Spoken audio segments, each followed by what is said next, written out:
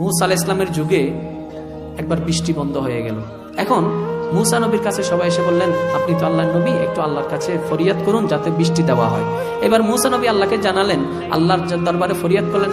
আল্লাহ পাক বললেন, মুসা, এই কওমের ভিতরে এমন একজন বান্দা আছে যে আজকে 40টা বছর হয়ে গেল আমি আল্লাহর দরবারে একটা সিজদা পর্যন্ত দেয় নাই, 40টা বছর হয়েছে, তার কাজে আমি বেশি অসন্তুষ্ট হয়েছি, সুতরাং বৃষ্টি দেওয়া হবে না, তুমি এটা জানাই দাও।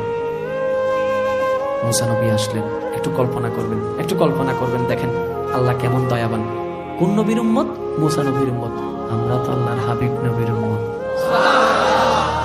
আমাদের জন্য যদি সুযোগ এমন হয় আমাদের একটু বেশি হবে না? এখন দেখুন মুসা নবী রাগান্বিত হয়ে আসলেন, সবাইকে এক জায়গায় করলেন, কয় তোমাদের ভিতরে এক পাপিষ্ট নাকি আছে যে 40টা বছর হয়ে গেছে এখনো পর্যন্ত আল্লাহর দরবারে সিজদা দেয় নাই, আল্লাহর নিয়ামত খাচ্ছে, আল্লাহর রহমত নিয়ে আছে বেঁচে, এখনো পর্যন্ত আল্লাহকে একবার আল্লাহ বলে ডাক দেয় নাই। এত বড় নাফরমানকে বের হ, তোর কারণেই বৃষ্টি হচ্ছে না, সবাই কষ্ট পাচ্ছে। তখন ওই জনসমুদ্রের ভিতরে ওই মানুষটাও ছিল। এত জনসমুদ্রের ভিতরে ওই মানুষটা যখন এরকম একটা বিপদে পড়ে গেছে, বের না হলে বৃষ্টিও হবে না।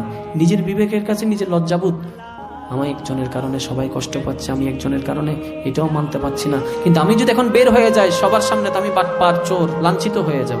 হ্যাঁ না কোনো সাড়া দিচ্ছে না।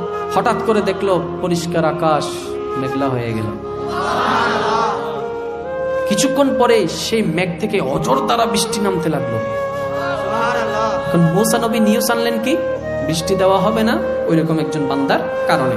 এবার মুসা নবী আবার তুর পাহাড়ে চলে গেলেন, আল্লাহ ব্যাপার কি? তুমিই বললা বৃষ্টি হবে না একজনের কারণে, সে একজন তো